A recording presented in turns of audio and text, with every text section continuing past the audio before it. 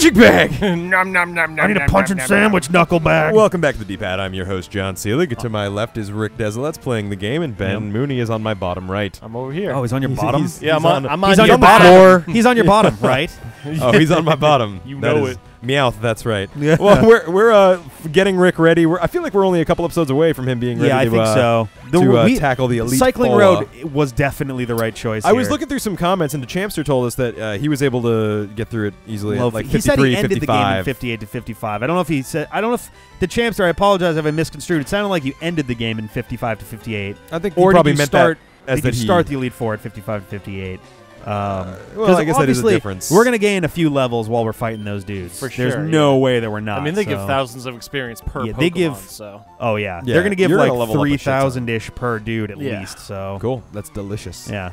But we were talking about Final Fantasy and Chrono Trigger and Square Enix games last time. Man, Chrono Trigger is so perfect. Like, I kind of wish there were more top-down, the reason 16-bit like RPGs being made. The reason there's that a certain feel that the newer RPGs just don't have. The reason that I will always I love the Genesis deeply. Yeah. Like it is such an important part of my childhood. But between the Super Nintendo and the Genesis, for me, it's a no-brainer that the Super Nintendo is better. If for no other reason than the games they had, it's RPG which included library. Like the 4 games that absolutely seal it. They had A Link to the Past, which is the furthest away from RPGs you can get out of the 4, but you get that. Final Fantasy VI, Chrono Trigger, Secret of Mana. Exactly. The four of those games alone are like on my top 10 list. It's basically those 4 alone make it a perfect system. Now, did any of you guys ever play Landstalker for Genesis? No, I did not. Landstalker was supposedly like the best thing for an RPG Zelda fan if you had a Genesis. Really? And yeah, I've always wanted to check it out. I never found it. I think I found a ROM once. It's on my computer somewhere. And I would really love to just see what it's about. Nice, that might be fun. We've discussed a little bit RPGs in general for the channel. It's too much. We're having a hard time making these Pokemon. Pokemon is about as far as I ever want to go in for Let's Play with it. But Ben has some experience with running our Twitch channel a little while back, and we haven't really done much with it. And but so twitching RPGs could be cool if we figure out. So like actually, what we're doing exactly right now, like during the slow parts of an RPG. It's good when we have conversations about other things. Oh shit! I used the wrong fucking move. That was stupid. I think it'll be fine. It's also I'll be okay. Really hard. Explode. It's really hard for me to be on Twitch by myself. Yeah, that's what I was saying. Is I'd only want us to do Twitch if we had like a community and a conversation happening at the time. So we'd have to like live stream while having us all in the room on video on mic. Yeah, it would be complicated. Yeah. But it could be really neat. I think it would be really fun because it'd be a lot more just like we're just hanging out playing a game and not like and have people dividing into episodes and figuring out how to like topics to talk about during this stuff. Like for example, we're just grinding here. We're talking about Square Enix, and it'd be kind of like the old podcast, really. I was just going to say, the D-pad into, but now we're also playing an RPG at the same time. And I think that's good. We need to be doing more of that. For those not familiar, this whole YouTube channel came off of like a little. We had a podcast in 2011, and that June was when Sonic's 20th anniversary came around, and I had been watching a lot of Let's Plays at the time, mostly from like Raocow and folks like that. I don't think I got into the game. I don't know. Game Grumps didn't exist yet. Wow. But so I was like, hey guys, why don't we play all those old Genesis games? And I was like, because like, it took a little convincing. Play video games on the internet, Rick. What are you, fucking sociopath? That's not a thing. It's not a thing that people do, Rick. It took some convincing. And the initial experiment was actually pretty bad. All things considered, the games were okay, but we did not know what we were doing. We had a lot of you know what it was? It was pretty fun at times, but we had some technical challenges. Knuckles Chaotix was a and total that game just mistake. fucking is a pile of holy horseshit. shit! You played Knuckles Chaotix? Oh my god, Ben! It's the worst. So we were doing them the worst because the early games took us about an hour and a half. So we did most. Let me give some background. Go for it. Yeah. We did all of like what 5 of the. 6. All 6 of the core Sonic games. 2, Sonic 3, Sonic and Knuckles, Sonic CD. And Knuckles We were supposed to do Sonic 4, because I thought that'd be a nice way, because we were tying it into the podcast. We had what was called Sonic Week, where we were discussing the evolution of Sonic over the years, and you know, is it possible for it to make a comeback? Is there any way that Sonic can come back and be good, and Sonic 4 was actually notoriously bad. Right, so we wanted to capture Sonic 4 and kind of examine it, but our technology at the time could not do it. We didn't have an accurate way to capture the Wii. We were capturing the video fine, but we couldn't play it. Yeah. It was 1 frame per second. And that was my fault. Like, I did not plan ahead of time for how it was going to work. We're new. We didn't know we were doing. We so instead of Sonic nowadays 4, it'd be no fucking problem. Yeah, and I think we should do it at one point. So yeah, I think we're gonna maybe go this back year to that I would do it. And then so they exist. They're worth a watch. It's not Knuckles Chaotix though, because that was the end. That of was the bad. night. CJ left halfway through, and none of us blamed him. And it took 5 hours, and it was about the worst 3 hours, game 3.5 hours. It just never seemed to fell end. asleep halfway through because it was like 2 a.m. By the end, it was just me by myself going, all right, I guess I'm going for the last Chaos Ring. That one's an endurance That's test. horrible. So what I think we should do for that one is we should go back and like riff tracks it. Oh, dude, let's like watch. Let's watch us. Let's play Sonic our. Week. That'd be great. So meta. Not the whole thing, just Knuckles Chaotix. That's what the channel Red Super Ray does. Really? They take suggestions for or they used to. I don't know if they do it as much anymore, but they took suggestions for really bad Let's Plays, and they would comment over it. Nice. They stopped doing it because after a while they realized that because they were making those videos, those channels were in turn getting harassed. And they were like, that's not cool. And they were like, yeah, we don't want to do that. That's not the point. We're just trying to make some funny, teasy videos. For a minute, I thought you were going to see the original channels were getting tons of views because people were going back to watch They wouldn't care about that. In but, fact, I would almost argue that that was kind of half the reason they did it too, to give them a little bit more inspiration to kind of up their game. Yeah.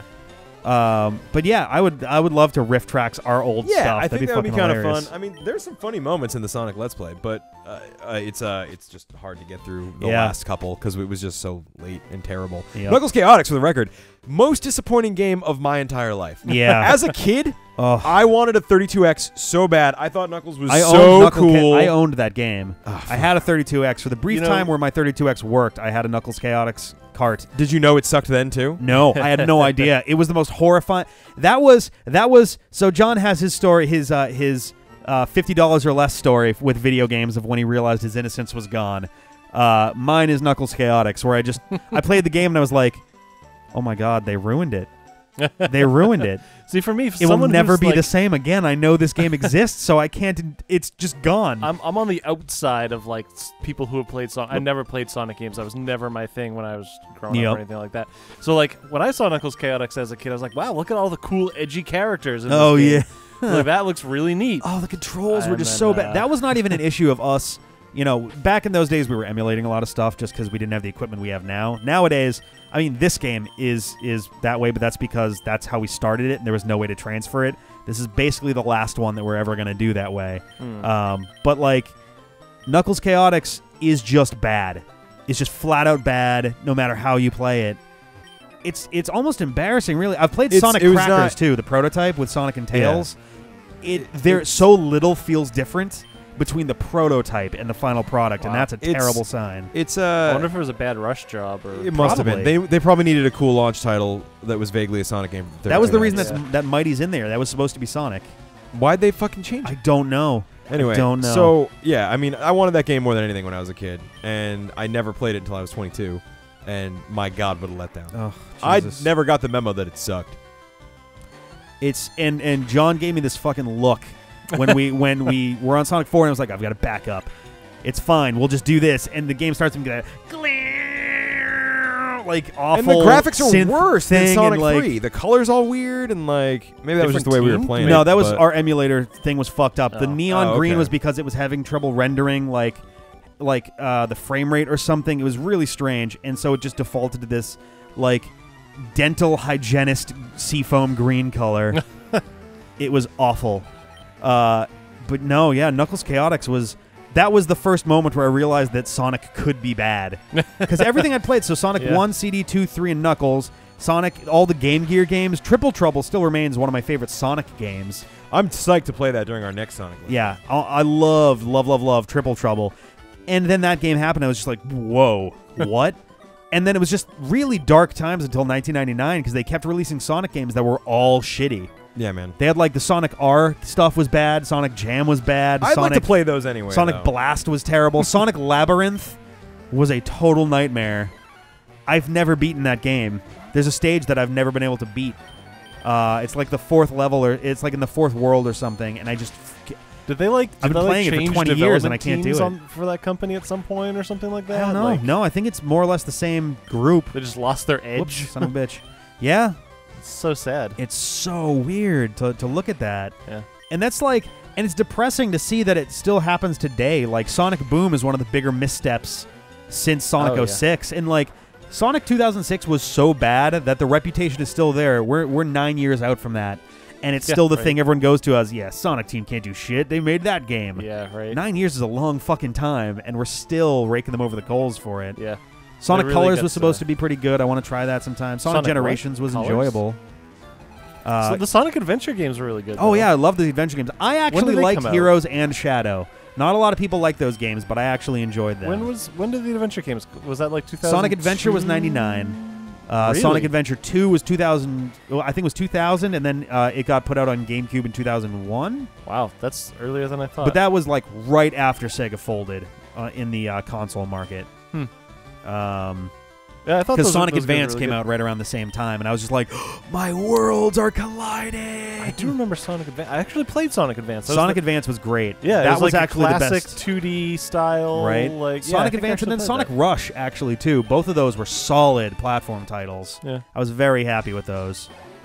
And it was enough of a return to form that I felt safe with Sonic again. It was Sonic Advance, you mean? Was Sonic Advance, yeah. And Sonic Rush, same thing. It was hard. Sonic Rush, I actually remember being really fucking hard, but in a good way. It never felt cheap. It felt like it was challenging, not like frustrating. Which is great, because that's something that's sorely missing from a lot of 2D games these days. A lot of those retro-styled games get the difficulty wrong. They either make shit impossible, or they make it like, oh, but the retro style will carry you through. And it's like, no, it needs to be a game. We're still trying to play this for the game. Believe it or not, yeah. But, like, that's also part of the experiment of the Mega Let's Play. We're going to start noticing... So, in the thumbnails, you can see the year that the games came out. And I did that on purpose so that you could kind of get a visual for how these games evolved over time. Oh, yeah. And you'll get to a point... Especially where the games are... the series are a lot quicker than Legend of Zelda. Yeah, exactly. And on top of that, too, like, the games came out in real rapid succession in the 2000s. And then you get to about 2007, 2008, and suddenly it just drops off.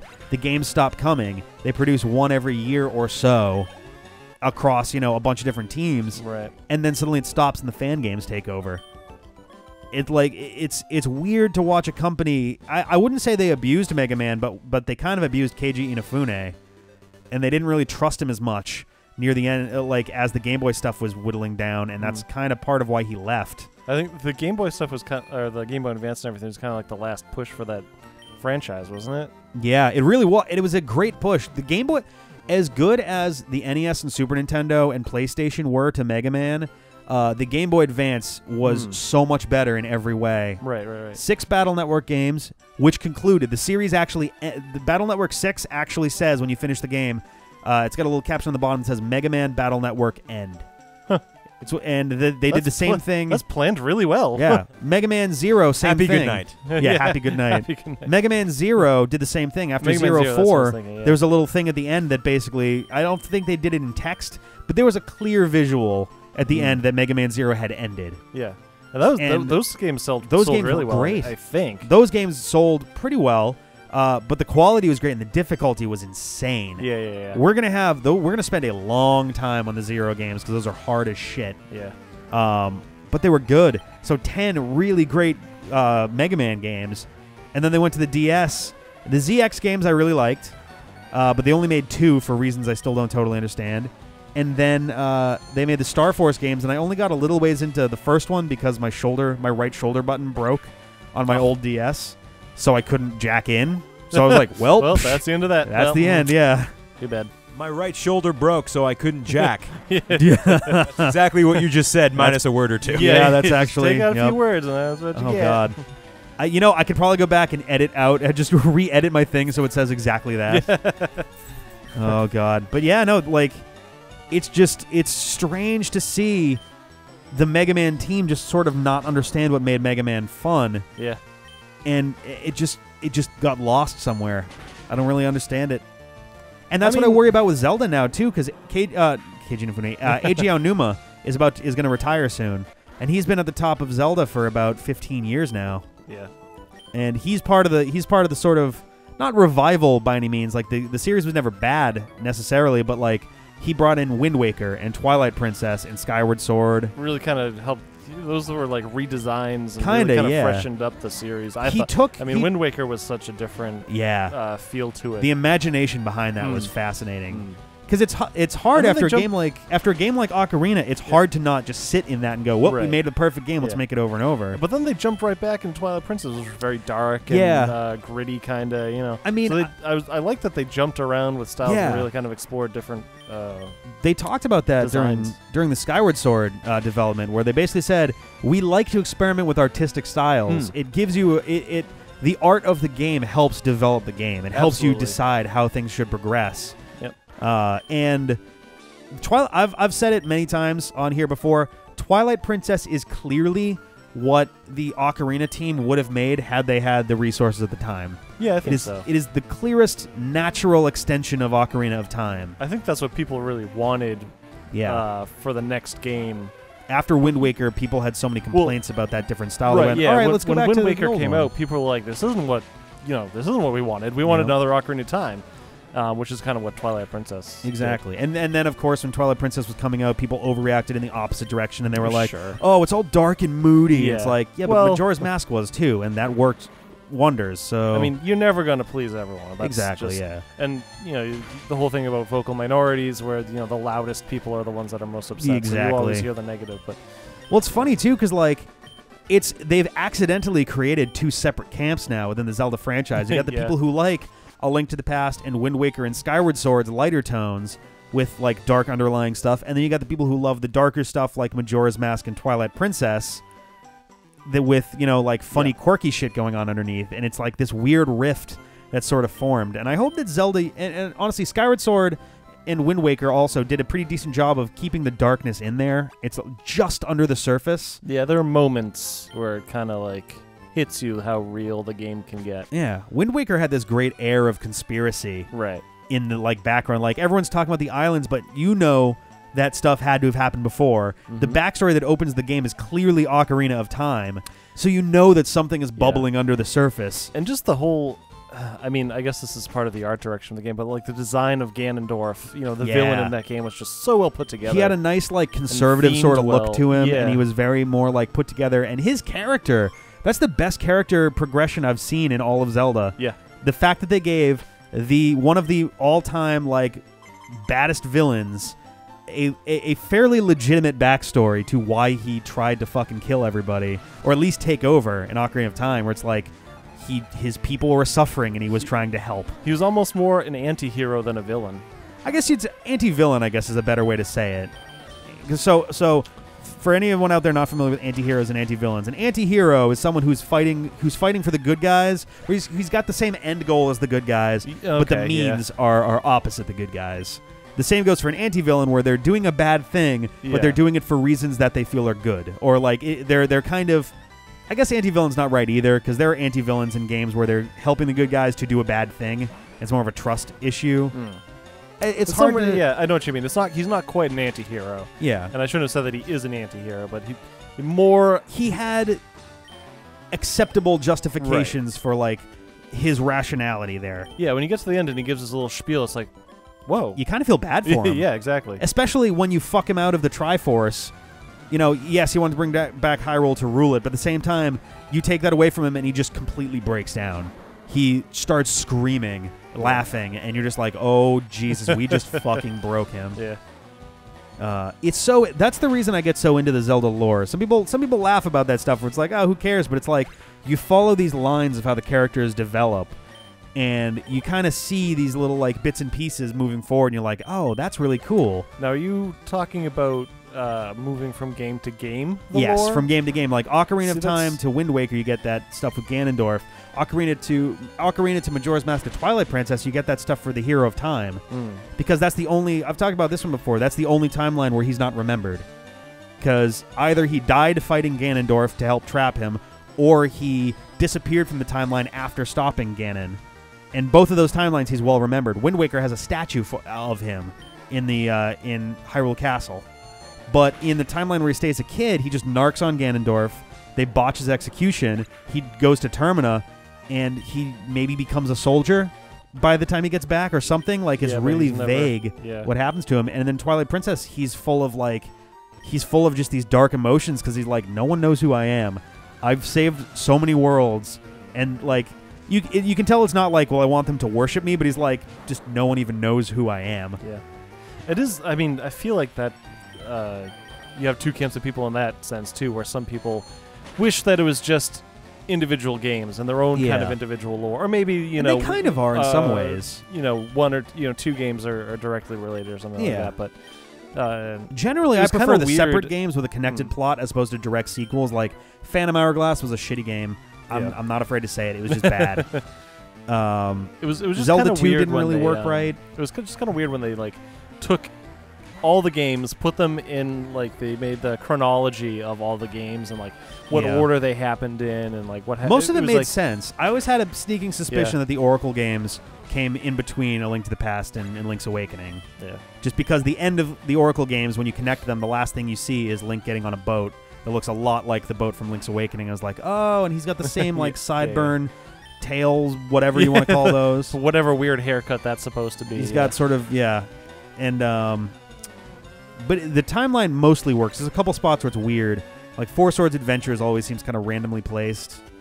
But it sort of like fits, that could fit in anywhere. Yeah, it sort of fits with the darker tones of that timeline, though. Yeah. So I guess that it doesn't make no sense, but I don't know. It's kind of neat to see how they go together, and it bothers me because you watch the Zelda fandom go overboard with like, oh, here's what it's got to be for Zelda U. It's got to be connected to this and this and this, and it's like, just let them fucking make a game. Yeah. They'll decide. They've already openly talked about that. They decide only partway into development how it's going to connect to stuff. They think of the game first and the story second. Okay, I was just going to say, I hope that they don't.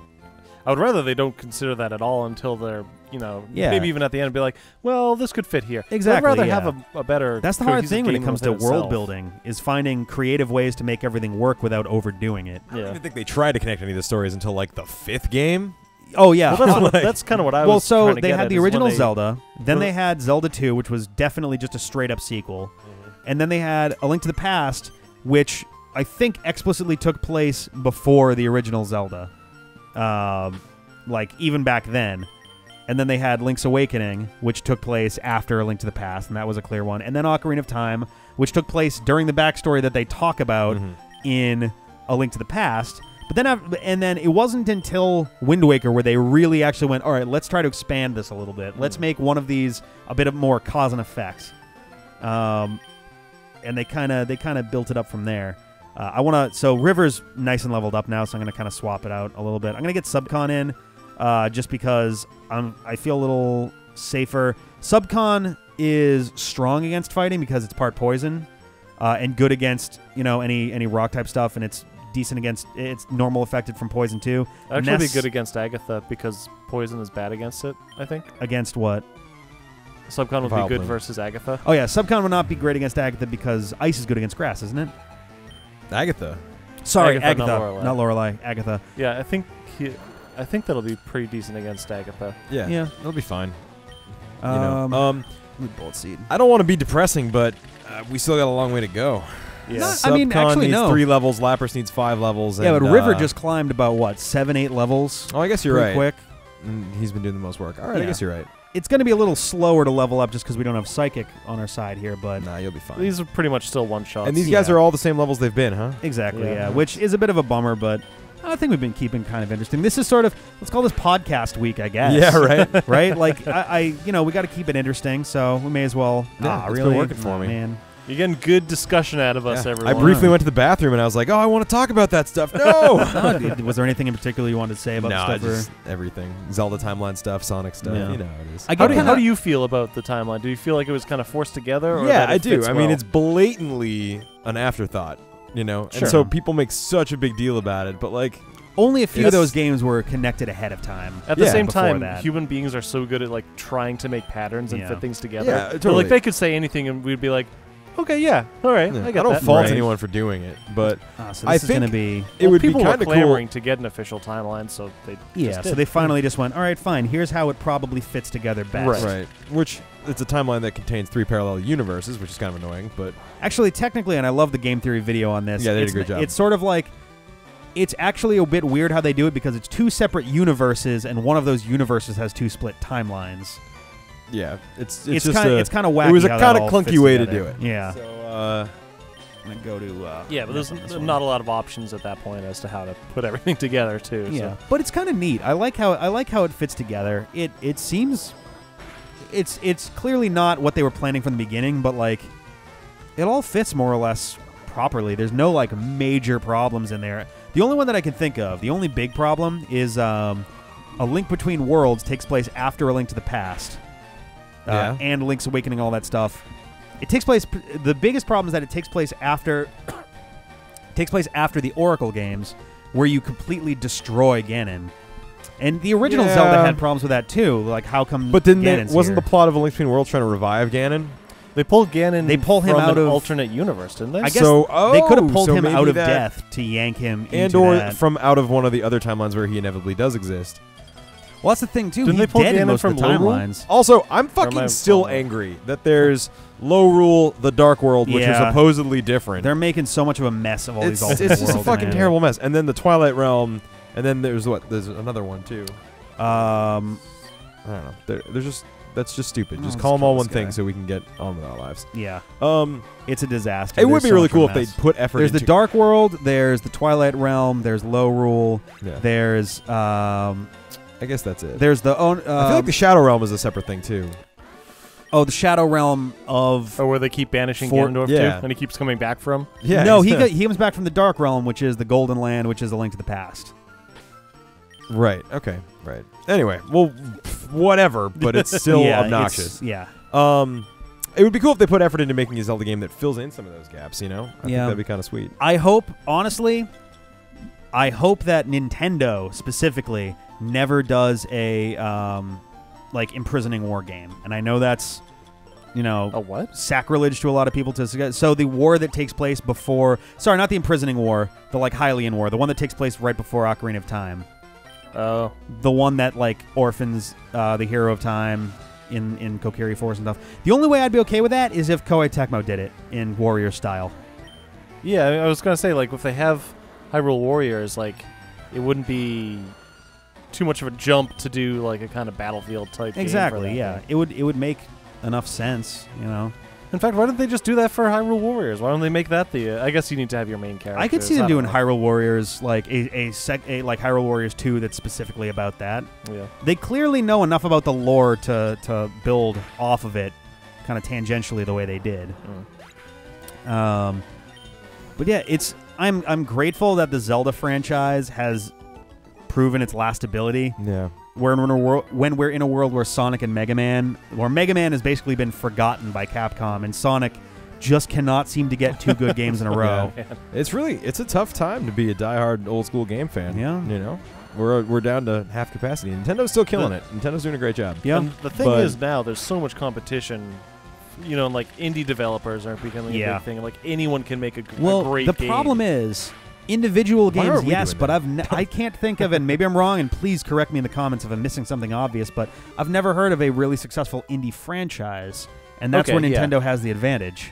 Yeah, right. Recognizable property. When a new Zelda game comes out, it feels like fucking Christmas. When Shovel Knight came out, we were like, cool, let's check this out. So that franchise power doesn't exist in the indie realm. Right. Maybe if fucking Sega and Capcom were smart, they would license Mega Man and Sonic to talented indie developers who actually care and can apply the correct irony there retro feel. And of course the irony there is that that's what Nintendo did with the Zelda series in the Game Boy Advance era. That was right when Capcom was on top of their shit. They were making the Zero series, the Battle Network series. Nintendo handed the keys over for the Minish Cap and the Oracle games, and those were all developed by Capcom. Which were like solidly okay. I guess they were Minish okay. Cap was pretty Minish good. Cap was very good. The Oracle games were a little weak. I like them. I mean, the Oracle games are so similar to Link's Awakening. Yeah, Yoracle.